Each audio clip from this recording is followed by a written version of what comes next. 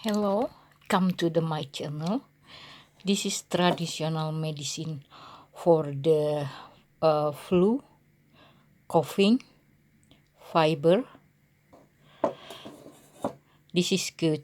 This is I make from ginger 450 gram and turmeric 50 gram and two pieces lemongrass and 300 milliliter water. After that, crush that ginger and turmeric, and after crush and then boil in the 20 minutes. After 20 minutes, and then sipila like this.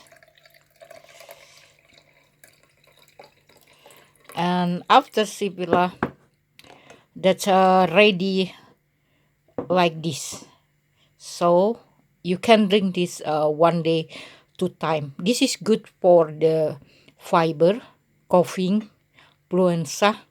This is traditional medicine, and also for the during the winter time, make your body very warm because from the ginger, 450 gram, turmeric, 50 gram, 2 pieces lemongrass, 300 water, and crushed ginger and turmeric, and after that boil all together until 20 minutes, and sipila make like this, and then ready for drink.